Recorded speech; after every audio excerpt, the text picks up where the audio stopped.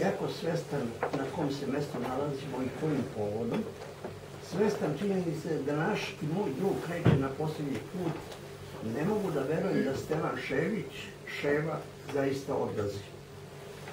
Ljudi, naš dragi Ševa, naš dobri Ševa, naš nasmejani Ševa, naš Ševa koji ni mrava u svom životu nije zgazio, odlazi. Zauvek. Dogodilo se ono što je neumjetno. Nije Stevan Šević na posljednji put otišao običnim putem. Dobri muž Olgin, iz čijih očiju suze neprekidno liju, godinama je strepela, a znala je šta će se dogoditi. Deca Rade i Dragana, braća Jovan i Milan i ostali koji su dugo putovali od Like preko Makedonije do Vojvodine, do Jabuke i Beograda, mogu da se teše. Posljednjim putem za večnost Steva je otišao u legendu. Pravo. O njemu Ševi, koji je dveri hrama našeg novinarstva, dveri politike koje su bile u Cetinskoj 1 odškrinuo daleke 1958. da bi se veoma brzo vinuo u visine Beogradske hronike, neće se pričati dok smo samo još nas troje iz Ševinog vremena živi. Prošle besane noći sjetio sam se jednog teksta objavljenog u Politici Ekspres. Na pitanje Draša Draškovića kako se nekad radilo u politici, odgovorio sam da je to bila privilegija. To je bilo više od života, kao u onoj seriji više od igre. Živeli smo za politiku. I pomenuo sam imena saradnika iz 1958. Pomenuo sam Ševu. Rekao sam tada, nema Bore Nedeljkovića, Miše Gojkovića, Bože Kneževića, Olge Bosnić, Zorana Boškova, Baće Ilića, Bineka Matickog, Dragana Rogošića, Bore Jankovića. Nema ni našeg tadašnjeg urednika Živana Mitrovića, ni zaista legendarnog direktora Danila Purića, koji nas je bez konkursa primao u radni odnos, rečeno u birokratskim rečnikom. A eto, i Ševa, Stevan Šević ode, pridružujući se onima koji su odavno otišli, ostavljajući veliko novinarsko delo od koga bi knjige mogle da se naprave za jednu poveliku biblioteku. Na kraju, Olga, Rade i Dragana, Jovan i Milan i ostali Ševići mogu biti ponosni na sve što je u svom životu uradio njihov i naš Ševa, za kojim plače Politikinja kuća, ali i Šumatovac, i Grbeč, i Lipa koje više nema, i Srpska kafana, i Skadarlja, i ko ne plače. Neka ti je slava i hvala, dragi naš druže Stevane Ševiću. Hvala ti što smo u istom vremenu živeli. Slava.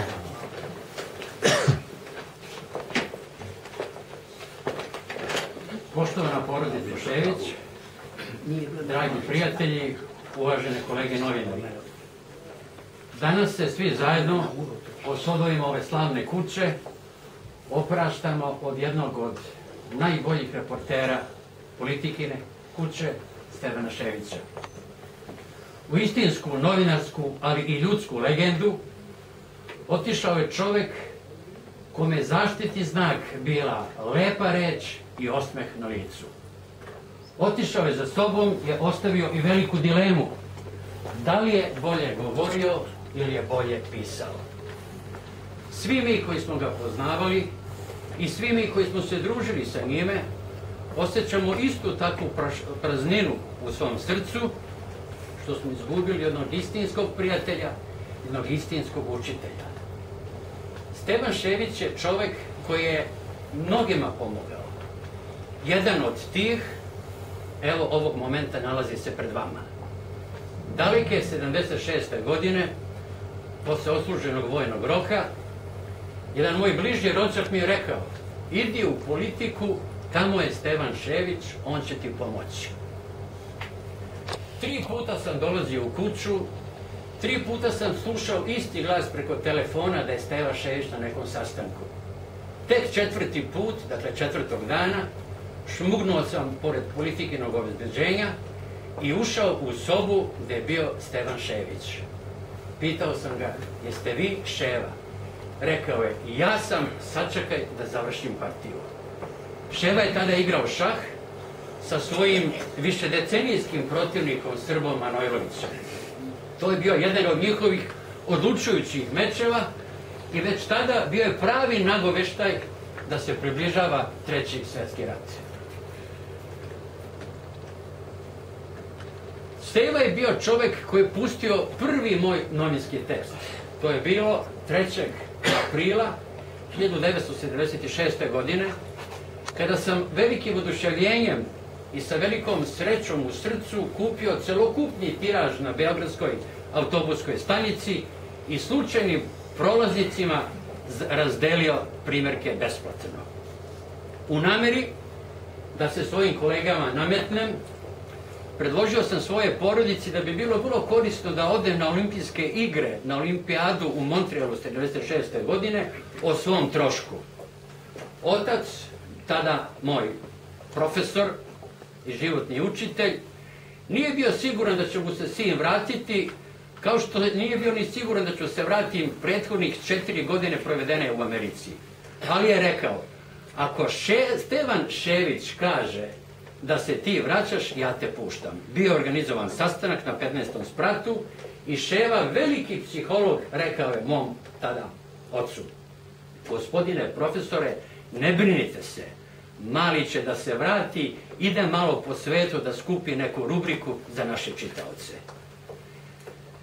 Ti tekstovi su bili dragoceni za kasniji prijem pod Sodove kuće, a Ševin glas verovatno da je bio odlučujući da prođem na konkursnoj komisiji.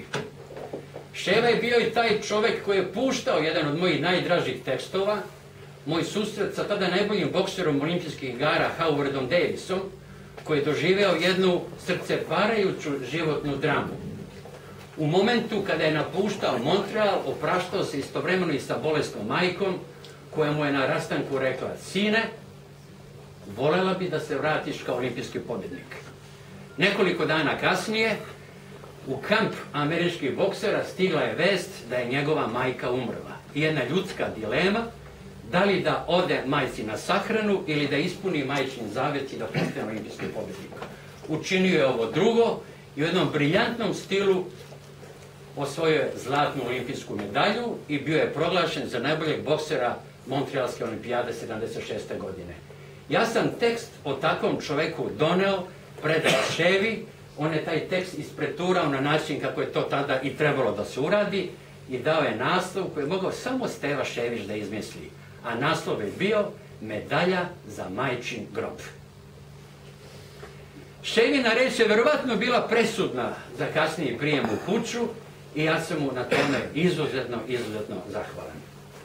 Mi smo se najviše družili preko šaha, jer je Ševa bio standardni član politikine ekipe, koji je kao najbolji i najreprezentativniji deo ove kuće branio ugled kuće u susretima sa radnim organizacijama cele Jugoslavije.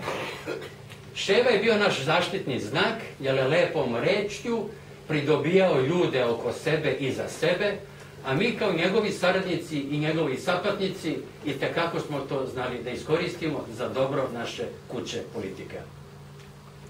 Mi smo danas, eto, u situaciji da se od takvog čovjeka oprostimo, ali sam siguran da će svako od nas sačuvati uspomenu na Stevana Ševića, neviđenog i neprevaziđenog šarmera, čovjeka koji je po svom novinarskom znanju sigurno zaslužio da bude novinarski Dostojevski, jer je poznavajući ljudske duše poznavao njihove probleme, njihove sreće i nesreće i pisao kao istinski pravi poznavalac svega onoga što je u čovjekovoj duši i čovjekovom srcu.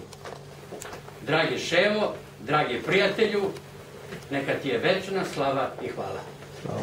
Slava mu.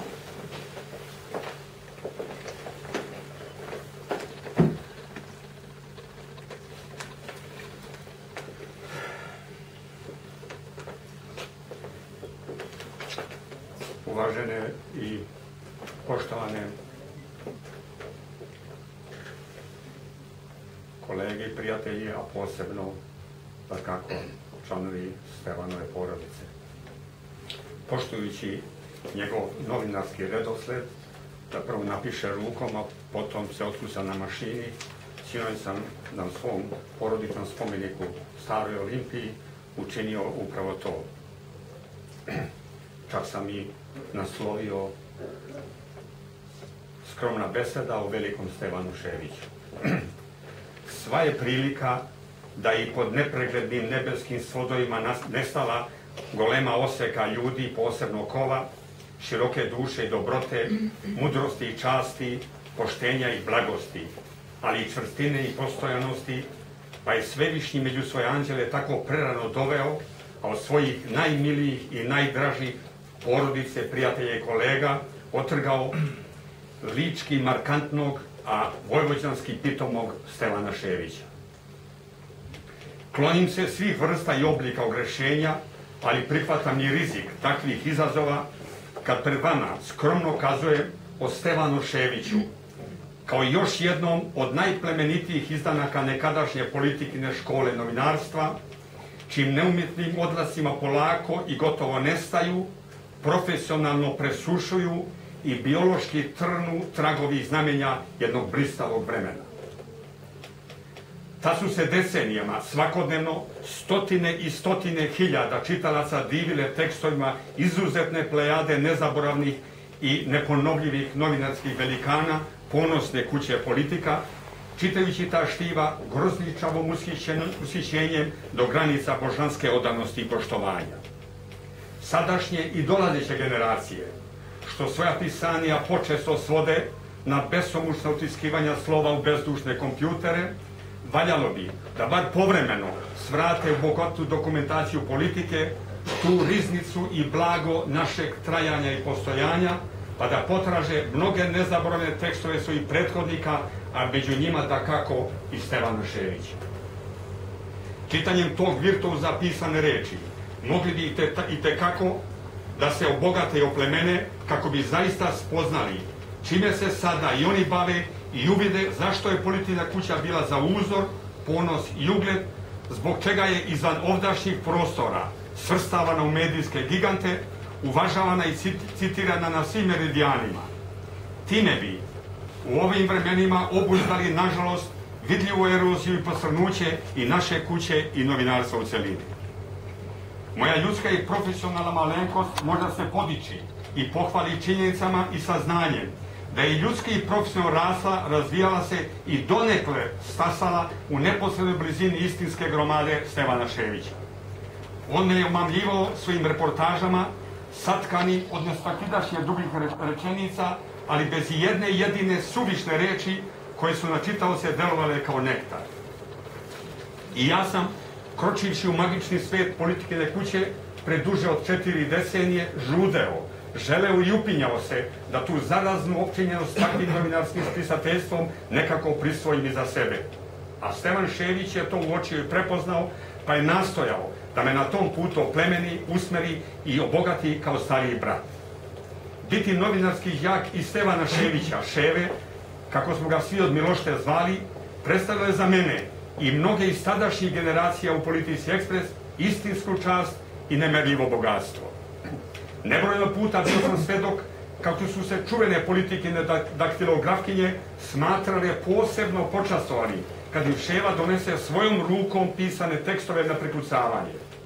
To je bila privilegija da prve uživaju u tom predivnom labirintu reči i misli, pa su potom prepričavale šta će se to u sutrašnjem izdanju Ekspresa pleniti pažnju više stotina hiljada čitalaca, jer su tadašnji listovi kuće Politika imali za ove današnje poražavajuće pojmove astronomske tiraže. Te 60., 70. i 80. godine minulog veka bile su nezaboravno doba nemerljive slave Politikine kuće za ponos srpskog i jugoslovenskog žurnalizma. Kao jedan od vrhunaca u svojoj novinarskoj i uredničkoj karijeri u Politici Ekspres opet vezujem za ime i delo Stevana Ševića. Javno sam se dičio i ponosim saznanjem da mi je Ševa među mnogim svojim i uredničkim poslovima, kad je uređivao i čuvene nedeljne brojeve, često poveravao da pišem posjete nedelje. Samo ću se jedne podsjetiti.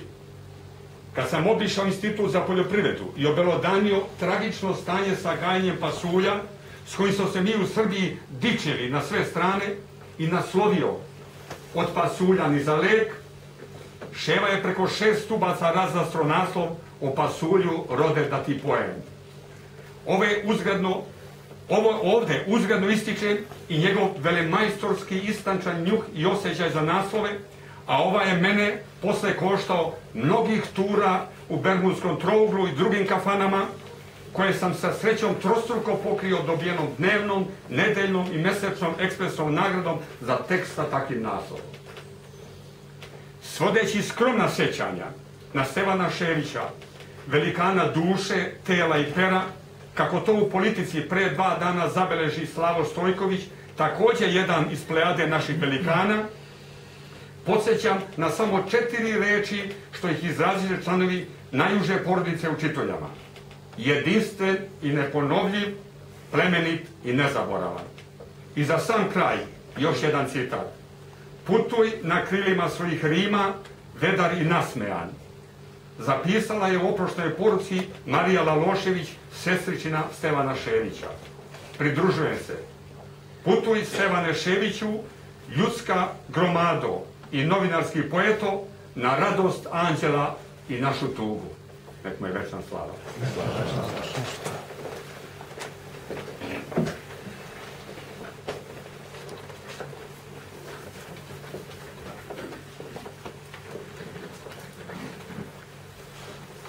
Ovim je, ako neće niko ništa da govori, komemoracija završena.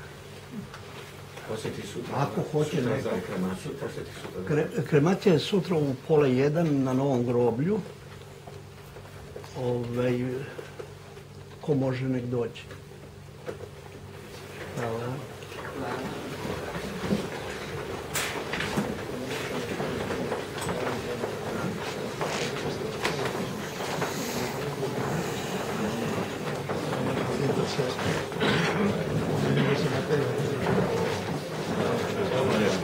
Samo ti kažem nešto, ne sam samo zato smo s vami pominjali, ne više Pablo, on je bio na njima. Ali gde izlazi? Nema veze, nije radio. Moram posle toga, posle njega.